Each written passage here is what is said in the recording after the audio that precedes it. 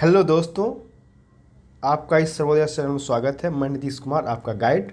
आज हमारा जो है 23 अगस्त 2022 है। जो आज के बारे में जो हमारा मेन जो इम्पोर्टेंट न्यूज़ है, मैं उसके बारे में डिस्कस करूंगा। जिसमें कि जैसे अगर बात करें पीटी के स्तर पे या मेंस का स्तर पे या इंटरव्यू के स्तर पे, पीटी मेंस इंटरव्यू तीनों के बारे में कि पीटी में कौन सा फैक्ट आपके लिए ज़रूरी है, मेंस के लिए कौन सा फैक्ट ज़रूरी है और इंटरव्यू के लिए कौन सा फैक्ट ज़रूरी है, इस बात को भी डिस्कस करूँगा चीज़ें आपको। अगर आप इस चैनल पर नए हैं, अगर आप अभी तक सब्सक्राइब नहीं किया है तो आप इसको लाइक और सब्सक्राइब जरूर करें, ताकि आने वाले जो नोटिफिकेशन आपको आराम से या आसानी से प्राप्त हो सके। या जो भी हमारे पुराने जो साथी हैं जो लगातार सेशन को देखते आ रहे हैं, तो उनसे भी मैं ये विनती करूँगा या उनसे मैं ये कहना चाहूँगा कि आप भी जो है सो जितना लाइक हो सके आप शेयर और सब्सक्राइब जरूर करें, ताकि जो भी प्रिपरेशन कर रहे हैं उनको ये उनका लाभ जरूर मिले। तो मैं अगर बात करूं तो इसे तो इसमें ये देखना होता है न्यूज़पेपर में कि कौन सा न्यूज़पेपर में जो कौन सा आर्टिकल पढ़ना है और कौन सा आर्टिकल नहीं पढ़ना है। सबसे बड़ा इंपॉर्टेंट तो यही होता है कि कौन सा आर्टिकल को पढ़ना है और किसको छोड़ना है, जो आपके सिलेबस से मैच कर रहा है या जिससे जानकारी रखना ज़रूरी है, या जो सिलेबस से मैच नहीं कर रहा है उसको नहीं भी पढ़ना चाहिए। तो ऐसा किसी किसी दिन होता है कि आर्टिकल कुछ कम ही आ पाते हैं पढ़ने के लायक। जैसे अगर आज बात करूँ तो आज बहुत कम ही है चीज़ें। जैसे भी अगर बात करूँ, स्टार्ट करते हैं चीज़ें। यह है कि रूस ने पकड़ा भारत ने हमले की आतंकी में हमले की तैयारी में जुटा आईएस आतंकी। इसके बारे में अगर जान ले थोड़ा सा जानकारी कि भारत ने बड़ी राजनीतिक से शख्सियत पर आत्मघाती हमला करने की मंशा में जुटे खूंखार आतंकी जो है उसका नाम है इस्लामिक स्टेट के आतंकों को रूस ने गिरफ्तार किया है। इसका क्या कंडीशन था, तो रूसी एजेंसी की तरफ से सोमवार को इस बारे में बयान देने के बाद भारतीय खुफिया सर्किल में न सिर्फ ज़बरदस्त गामागामी है, बल्कि उक्त आतंकी के बारे में विशेष सूचना हासिल करने की एक प्रक्रिया भी शुरू हो चुकी है। भारतीय एजेंसियां जो है इस बात से चिंतित पहली बार है कि पहली बार भारत के किसी राजनेता के खिलाफ आईएस ने साजिश रचने की कोशिश की है। ऐसे में अब चुनौती न सिर्फ इस बात की है कि रूसी एजेंसी की तरफ से उजागर की गई है, बल्कि इस साजिश की तह में जाया जाए कि यह भी पता लगाया जाए कि कहीं आईएस के दूसरे गढ़ों में भारत के खिलाफ कोई ऐसा कोई साजिश तो नहीं रचा जा रहा है। बस इसके बारे में ज़्यादा कुछ जानकारी नहीं है इस आर्टिकल में। आगे अगर बात करें तो आगे हमारा है ये 2 सितंबर को नौसेना में शामिल होगा पहला स्वदेशी विमान पाकपोत। ये हमारा पीटी का क्वेश्चन है। अगर बात करें तो पीटी में जो हमारा जो अपना विक्रांत जिसके बारे में दिया गया है कि ये शामिल होने जा रहा है क्या, तो हिंद महासागर में भारत की ताकत और बढ़ने वाली है। कि दरअसल अगर बात करें देश का पहला स्वदेशी विमान पाकपोत एयरक्राफ्ट कैरियर है आईएस विक्रांत, जो 2 सितंबर को नौसेना में शामिल होगा। किसमें होगा शामिल? नौसेना में शामिल होगा भारत। इसके बाद जो है सो भारत उन देशों में शामिल हो जाएगा जिनके पास स्वदेशी अपना विमान है।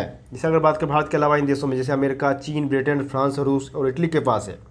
अगर ये बात करें इसके बारे में इतना जान लें कि विमान है क्या, तो ये 30 विमान और हेलीकॉप्टर भर सकते हैं इससे उड़ान। मतलब जो स्वदेशी विमान है विक्रांत, वो जो है 30 विमान और हेलीकॉप्टर उड़ान भर सकते हैं। यह पोत स्वदेशी निर्मित उन्नत हल्के हेलीकॉप्टर ALH और हल्के लड़ाकू विमान के अलावा लड़ाकू jet MiG-29 Kamov 31 multi role helicopter MS-60R से युक्त एक एयर विंग का संचालन करने में भी ये सक्षम है। बस इतना ही जानकारी इसके बारे में चाहिए, जो कि एक पीटी के स्तर पर इससे पूछा जाता है, या बीपीएससी के स्तर पर या यूपीएससी के स्तर पर ये होता क्या है ये, ठीक है। बस इतना ही जानना है। अगर आगे की बात करें नेक्स्ट आर्टिकल के, तो ज़्यादा कुछ आज पढ़ने की नहीं है। जगह इसमें बात करती है बस एक एमएसपी की पहली बैठक है, उसमें शामिल नहीं हुआ है। मतलब किसान मोर्चा ये अपना ये समिति बैठक बना रहा है, इस पर नहीं भी पढ़ेंगे चलेगा, क्योंकि ये ज़्यादा उतना इंपॉर्टेंट खास इंपॉर्टेंट न्यूज़ के हिसाब से नहीं है इसके लिए मैंने इसको अंडरलाइन नहीं किया है। इसके बारे में थोड़ा सा जान लें। बस इसमें ये कहा जा रहा है कि जहाँ मतलब कहीं बाढ़ आ गई है तो कहीं सूखा है। मतलब जहाँ चाहिए जिस चीज़ को, जैसे मान लिया जाए दलहन उत्पादक, मान लिया जाए यहाँ पे ये हमें पता चल रहा है कि दलहन उत्पादक कौन कौन सा राज्य है, तो इसको आप नोट कर सकते हैं। जहाँ जहाँ दलहन उत्पादक होता है, जैसे महाराष्ट्र, तेलंगाना, आंध्र प्रदेश और गुजरात। मतलब दलहन फसलों की खेती करने वाले राज्य जो है महाराष्ट्र, तेलंगाना, कर्नाटक, आंध्र प्रदेश, गुजरात और राजस्थान। मतलब ये 5 स्टेट में क्या होता है कि दलहन उत्पादक स्पेशल, मतलब यहाँ सबसे ज़्यादा दलहन उत्पादन होता है। तो ये राज्य जो 5 राज्य हैं, इस 5 राज्य में मतलब सामान्य से अधिक बरसात हो रही है। मतलब जितना होना चाहिए बारिश, उससे ज़्यादा बारिश हो रही है, वर्षा हो रही है।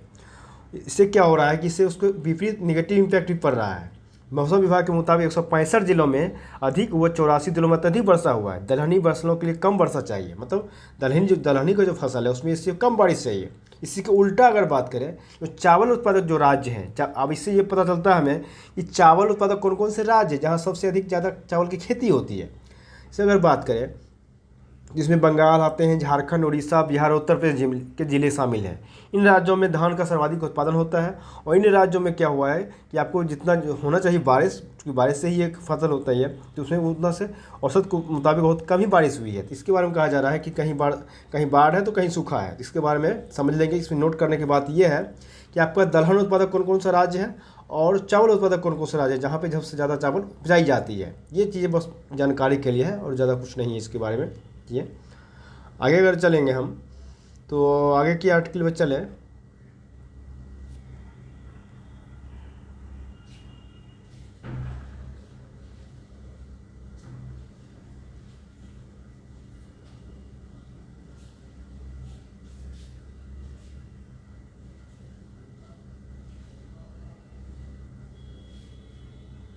ये हमारा एक 7500 किलोमीटर समुद्री तटरेखा की सफाई करने में लगेंगे। इसके लिए क्या है कि सुरक्षित सागर अभियान शुरू किया गया। इसके लिए एक अभियान शुरू किया गया। बस इतना पीटी का स्तर पर जान लेंगे कि क्या हुआ है कि स्वतंत्रता दिवस की 75वीं वर्षगांठ पर भारत की 7500 किलोमीटर लंबी समुद्री तटरेखा की सफाई के लिए स्वच्छ सागर और सुरक्षित सागर अभियान शुरू किया गया। इसके तहत अंतर्राष्ट्रीय तटीय स्वच्छता दिवस के अवसर पर 17 सितंबर को प्रति किलोमीटर समुद्री तटीय रेखा के अभियान में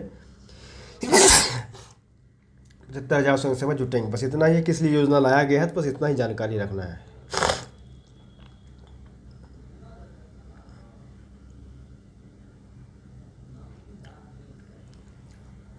एक कानून है हमारा जो गोद लेने वाला एक कानून है, इसमें सुधार होना चाहिए और क्या क्या आमूलचूल परिवर्तन होनी चाहिए, जरूरी है हमारी चीज़। बहुत सारी समस्याएं इसमें आ रही है, खामियां आ रही हैं, इसको दूर कैसे किया जा सके इसके बारे में है हमारा।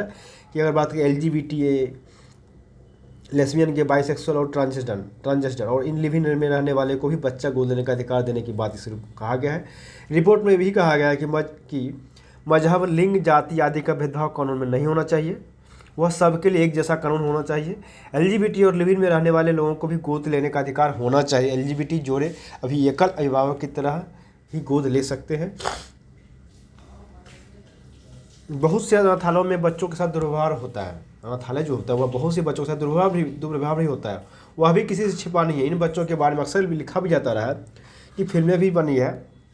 जिस बच्चे के माता पिता नहीं हैं दुनिया में कौन उसका है, क्योंकि सारे रिश्ते नाते जैसे कि दादा दादी, चाचा चाची, ताऊ ताई, बुआ, नाना नानी, मामा मामी, मौसा मौसी सभी जो हैं माता पिता के ही कारण होते हैं। लेकिन जब परिवार नहीं होता तो कोई रिश्ता भी अपना नहीं होता है।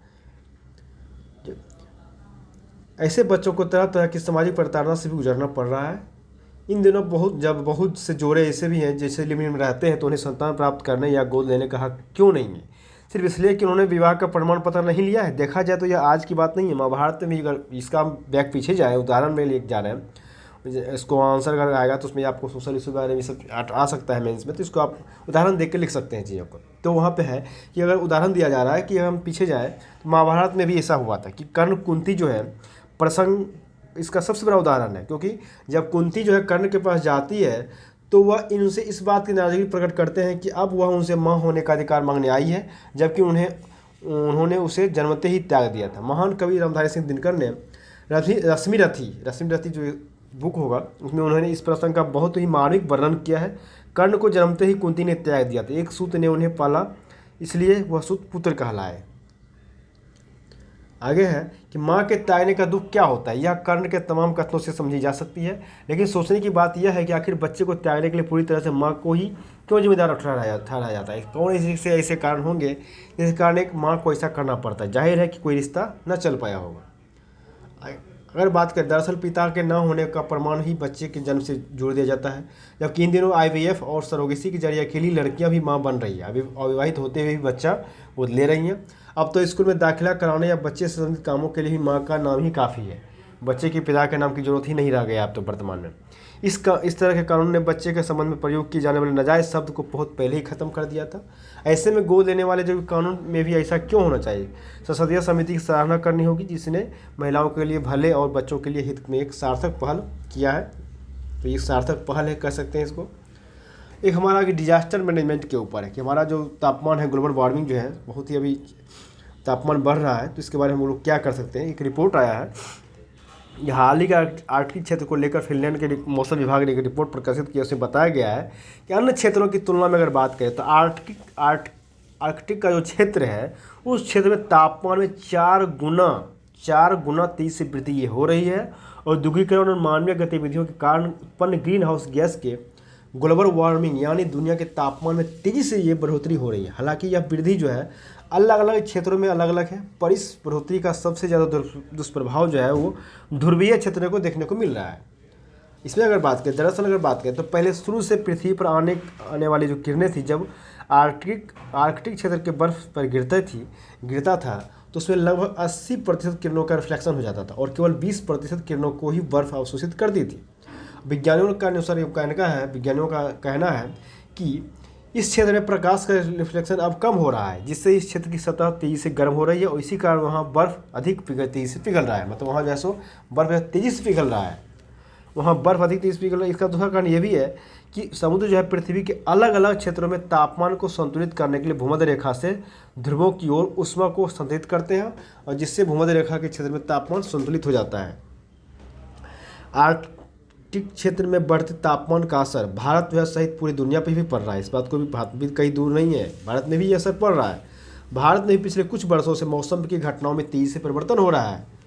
भारत अपने जल एवं खाद्य संबंधी जरूरतों के लिए प्रमुख तौर पर वर्षा एवं मानसून पर निर्भर है। साल 2021 में भारत और नॉर्वे के विज्ञानियों ने अमेरिका के अध्ययन एक सर्वे किया गया जिसमें ये बताया गया है कि आर्कटिक क्षेत्र में मौजूद 2 सागर हैं, बेरेंट सागर और कारा सागर में स्थित बर्फ के पिघलने का दुष्प्रभाव भारत में मानसून पर ही पड़ रहा है। इससे कहीं अचानक भारी बारिश हो रही है जो बाढ़ का कारण बन रही है, तो कहीं सूखे जैसी हालत बन रही है। मतलब भारत में क्या हो रहा है कि या तो कहीं भारी बारिश हो रही है या कहीं सूखे का भी हालत है। इससे न सिर्फ खेती प्रभावित हो रही है बल्कि समुद्र का स्तर भी अन्य क्षेत्रों की तुलना में भी तेज़ी से बढ़ रहा है। तो इस बात को ये हमारा ग्लोबल वार्मिंग का एक हमारा डिजास्टर मैनेजमेंट का ये टॉपिक था। अगला है कि हमारा अंतरिक्ष सुरक्षा के लिए चुनौती बन रहा है रोहिंग्या। इसके लिए एक ठोस प्रयास साधन होना चाहिए, प्रयास होना चाहिए, स्थायी समाधान होना चाहिए। इसके लिए क्या है, वर्ष 1971 अगर पीछे जाएंगे तो वर्ष 1971 से 2017 और फिर अभी 2022 तक अवैध बांग्लादेशी जो लगातार घुसे चले आ रहे हैं भारत में। इस कड़ी में अगर बात करें तो अवैध रोहिंग्या भी शामिल हो गया है। रोहिंग्या के समर्थन हमने देश के अलग अलग मुस्लिम बहुत इलाके में बड़ी बड़ी रैलियाँ भी देखी थी। इससे स्पष्ट यह हो गया कि भारतीय मुसलमानों ने बांग्लादेशी और रोहिंग्या मुसलमानों को बिना सोचे समझे अपना लिया है। 1971 में अगर बात करें, भारत में घुसे 1 करोड़ बांग्लादेशी धीरे अपने भारत को लाते रहे हैं। राशन कार्ड से लेकर आधार कार्ड तक की यात्रा न भले लंबे समय में पूरी की हो, लेकिन घुसपैठियों को राशन कार्ड से आधार कार्ड तक बनवाने में बहुत मुश्किल शायद ही आती है, बना ही लेते हैं लोग। इसके बारे में अगर ठोस कदम देखेंगे तो क्या होना चाहिए, तो इससे जुड़ी भविष्य में अगर बात करें, ऐसे में रोहिंग्या और उससे बड़ी जोड़ी भविष्य को चुनौतियों को समय रहते समझना होगा। बस इसका उपाय क्या होना चाहिए, इसके बारे में ये है हमारा पॉइंट है कि इसका उपाय क्या होगा। तो इससे जुड़ी भविष्य को चुनौतियों को समय रहते समझना होगा।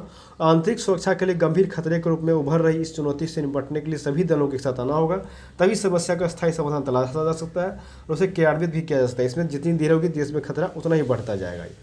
बस ये चीन में बंदी की आहत पर भारत की पैनी नज़र, इसको आप पढ़ लेंगे। चीज़ धुंधला इसमें सही से दिखाई भी नहीं दे रही थी चीज़ें, इसको मैं नहीं कर पाया, हालांकि टिक लगा दिया। हालांकि बहुत ही इंपॉर्टेंट टॉपिक है, यहाँ पे जो है सो जूम करने के बावजूद भी ये मैं अच्छे से दिखाई नहीं दे पा रही है जो मैं पढ़ पाऊँ इसको। तो इसके लिए मैं आप चीज़ें और आगे अगर पढ़ें तो आगे अगर पढ़ने के बावजूद भी चीज़ें अगर है पढ़ने का तो कुछ खास ऐसा चीज़ नहीं है जो आगे मैं जो एग्ज़ाम के पॉइंट ऑफ व्यू से है।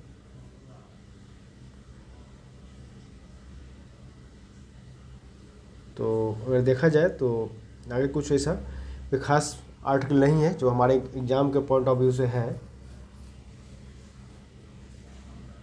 एक ये है हमारा पीटी के हिसाब से अगर बात कर लिया जाए तो पेंच उद्यान के बफर जोन पर्यटकों को लुभाता रहा है काला तेंदुआ, एक बघीरा, उसका नाम है बघीरा। एक और था काला तेंदुआ महाराष्ट्र के विषय में, ठीक है। ये तो मध्य प्रदेश के पेंच जो उद्यान राष्ट्रीय उद्यान, इसके बारे में बस पीटी के स्तर पर बात कर लें जो क्या है। तो मध्य प्रदेश के पेंच राष्ट्रीय उद्यान के खवासा बबर क्षेत्र में 3 दिनों से बघीरा, मतलब काला तेंदुआ का नाम है बघीरा, पर्यटकों को लुभा रहा है। और पार्क प्रबंधन का कहना है कि 2020 में पहली बार यहाँ एक काला तेंदुआ को देखा गया है और उसके महाराष्ट्र क्षेत्र में जंगल में चले जाने के संकेत भी मिले हैं। बस इतना ही जानकारी रखना है इसके बारे में। और ये जो अलग जात ये काला तेंदुआ जो है विशेषज्ञ बता रहे हैं कि मध्य प्रदेश और देश में जो तेंदुए हैं वो काला तेंदुआ भी उसी प्रजाति का या अलग कोई प्रजाति नहीं है, केवल आनुवांशिक उत्परिवर्तन मतलब जेनेटिक म्यूटेशन के कारण काला हो जाता है और इसके लिए रंग के लिए जिम्मेदार द्रव्य मेलानिन जिम्मेदार होता है। बस इतना ही जान रहे हैं कि काला तेंदुआ होता क्या है, कहाँ कहाँ ये है। उसके अलावा है हमारे पास एक जो भगत सिंह एयरपोर्ट के साथ लिखा जाएगा मोहाली और चंडीगढ़ और पंचकुला का, मतलब ये भी नाम चेंज किया गया है। इसके बारे में भी थोड़ा सा जान ले, पीटी के बारे में इंपॉर्टेंट होगा हमारा, जैसे फैक्ट के बारे में अगर पीसीएस वगैरह में पूछा जाता है कि चंडीगढ़ के शहीद भगत सिंह इंटरनेशनल एयरपोर्ट जो उसका नाम जो अब मोहाली चंडीगढ़ और पंचकुला तीनों शहर का नाम जुड़ेगा। चंडीगढ़ एयरपोर्ट जो कहलाएगा, चंडीगढ़ एयरपोर्ट कहलाएगा मतलब क्या, तो शहीद Bhagat Singh international airport MCB का, ठीक है। इससे नाम चेंज किया जा रहा है, इसको आप देख लेंगे चीज़ों को।